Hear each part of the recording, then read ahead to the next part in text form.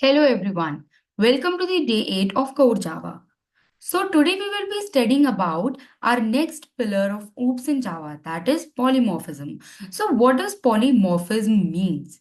So as the name suggests, poly means many, that is more than one, and morph means taking forms, different forms. So the total meaning of our polymorphism is taking many forms. So what does polymorphism means in Java?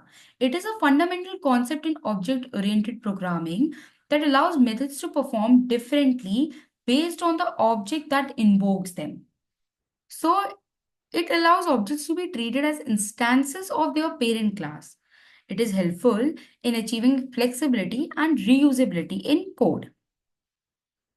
So we have mainly two types of polymorphism. So first is our compile time polymorphism and next is our runtime polymorphism. So compile time polymorphism means static binding. Static binding means the method to be called is determined at compile time based on the method signature. And we achieve it through method overloading. So what does method overloading means? We have same method name with different parameters. So this is the basic meaning of how do we do method overloading. So next we have our runtime polymorphism. So runtime polymorphism means dynamic binding. Dynamic binding means the method to be called is determined at runtime based on the object's type. So we achieve it through method overriding. So method overriding is mainly done when we have same method name in parent and child class. So but we have its own implementation in both of the classes. So mainly like this we do method overriding. So it is decided at runtime through dynamic method dispatch. So we will be learning about what is dynamic method dispatch later on. So let's move forward. So now here you can see that we have an example here of method overloading.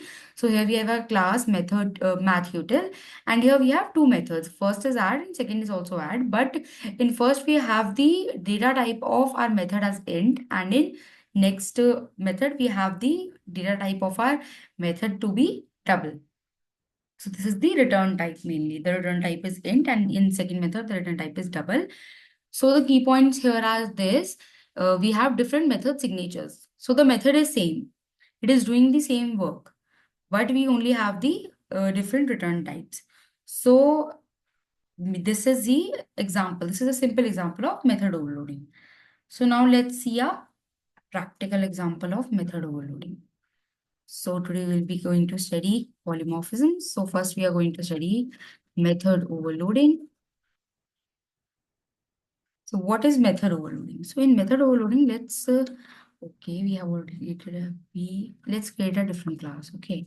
So I'm going to create a class math OPR.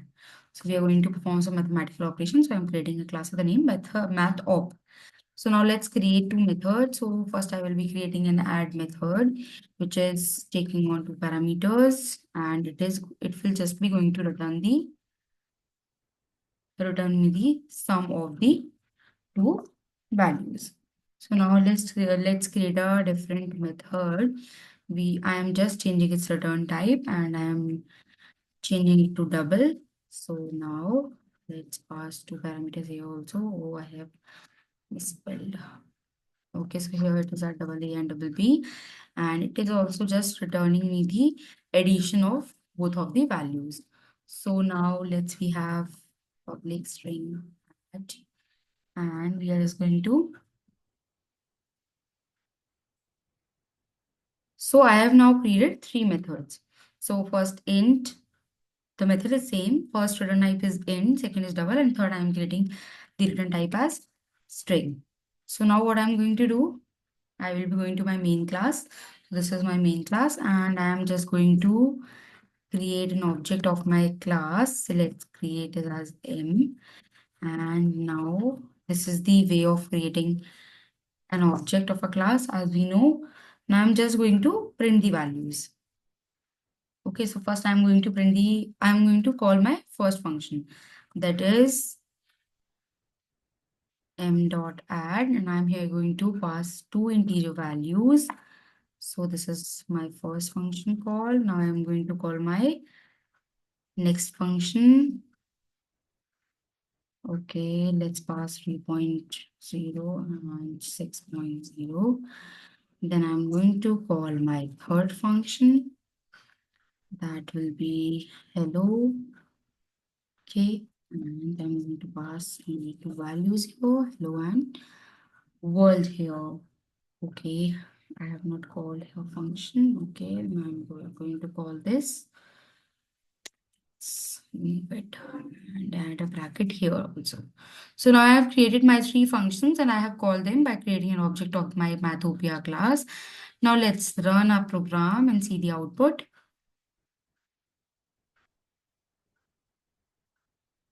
So what happened here? Method overloading happened here. So when I called the function by passing two integers, it went to this function and we got the output as 8.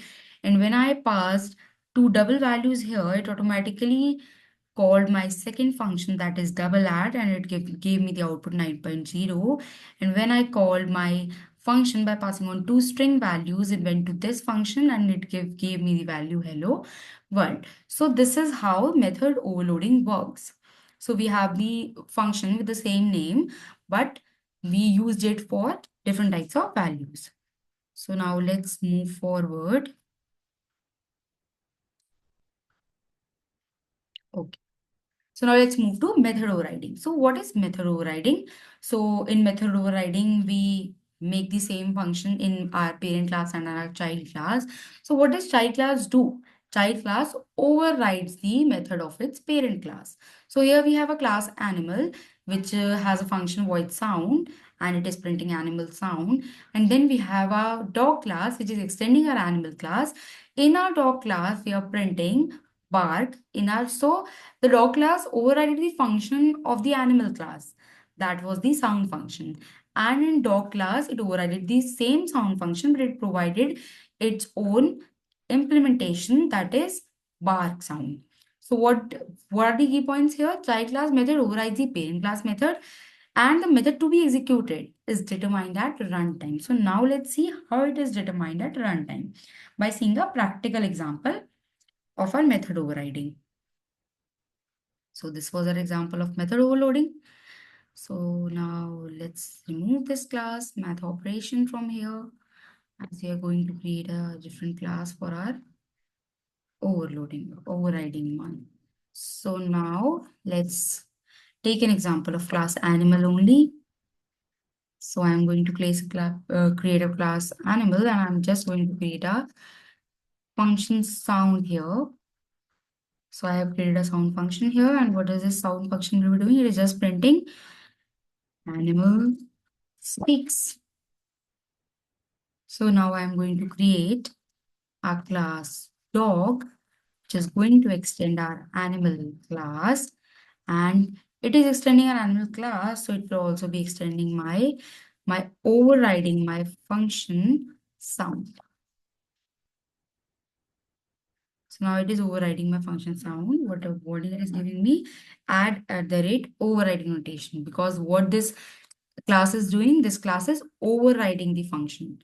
Which function? It is overriding our parent class function. So we are just going to add the override annotation. And now you can see that we can see here override method from com.mycompany, that is our package name, my practice data class, practice data file, animal class. So it overrides the method from our animal class. Our dog class is overriding. So this is the work of our override notation. So now let's just print here barks because it is a dog. Okay. Now what we will be doing, we will just be calling the function. So we are going to just create an object of dog class. So now let's create an object of dog class. And now we will be calling our function, that is sound. And now we are going to print the value.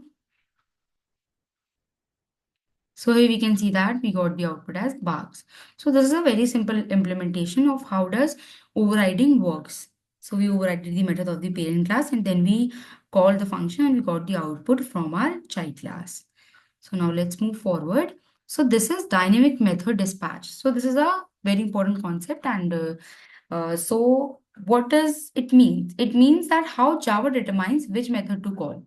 So let's take an instance. So here what I did, here I created the reference variable of dog class and then also the object of dog class, and I called the function of dog class. Then it is pretty fair that I will get the output of my dog class only.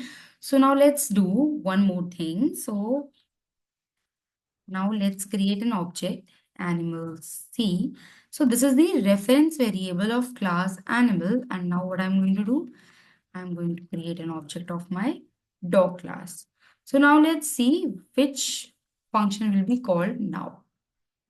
So this one, for this part, it will decide at runtime which method will be called. So now let's run it.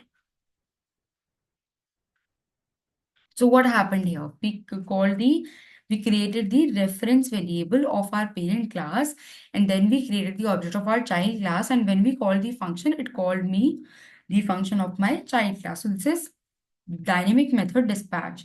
So what does dynamic method dispatch means? It is decided at runtime that which class method will be called. So this is the our main third concept of polymorphism. So this is all about polymorphism mainly, that we learn about method overloading, method overriding, and then dynamic method dispatch.